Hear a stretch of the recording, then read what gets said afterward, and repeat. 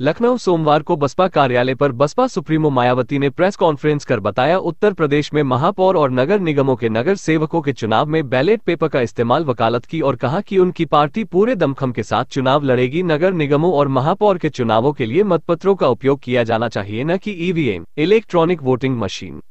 ST, OBC व महिलाओं आदि के लिए जो आरक्षण की व्यवस्था की गई है,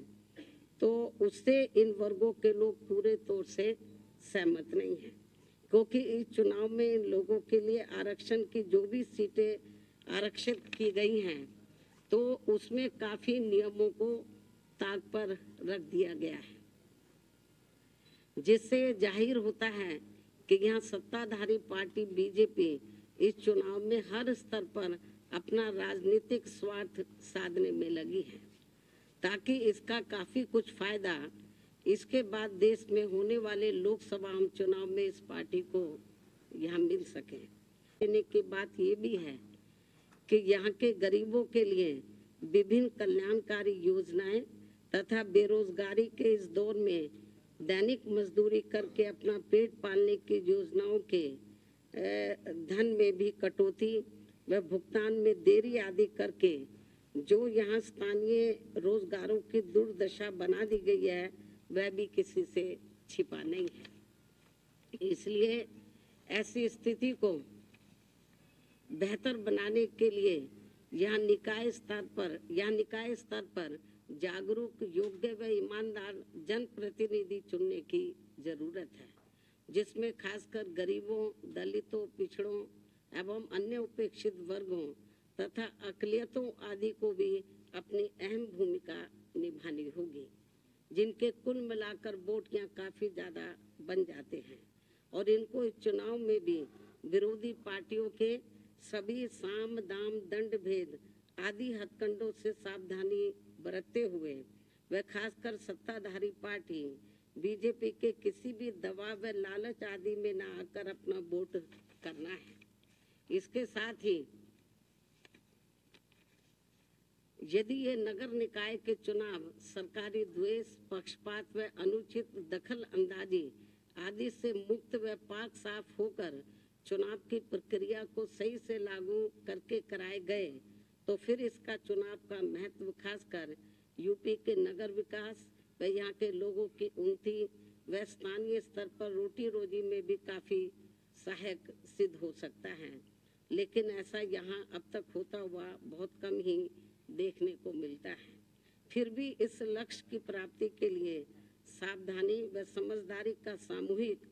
प्रयास जारी रखना बहुत जरूरी है। यही वक्त की मांग है तथा यहाँ लोकतांत्रिक व्यवस्था का तकाजा भी है। इसके अलावा ये भी सर्वविदित है कि विरोधी पार्टियों में भी विशेषकर भाजपा के लोग सपा राज की तरह ही इस चुनाव को किस प्रकार से चुनौतीपूर्ण लेकर अनेकों प्रकार के हथकंडे अपनाने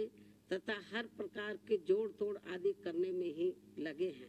जिसके तहत अब यहाँ इनकी संकीर्ण राजनीतिक स्वार्थ की खातिर पसमानदा मुस्लिम समाज का राग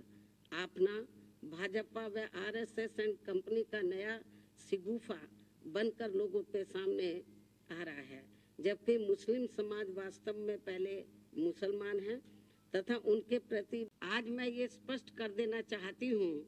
कि प्रयागराज में पिछले दिनों श्री उमेश पाल की हुई हत्या को लेकर अभी तक मीडिया के जरिए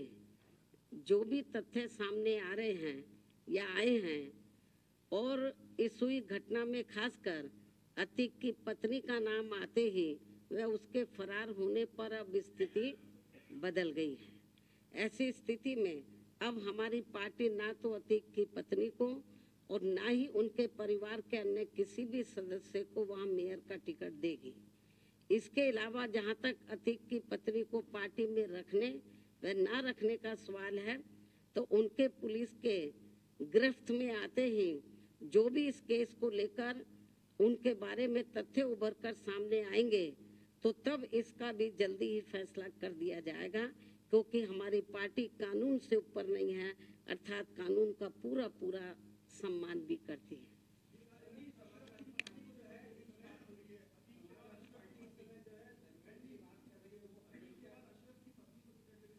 बस इसका जवाब दे दिया मैंने।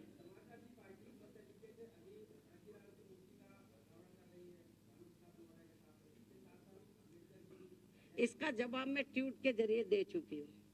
धन्यवाद।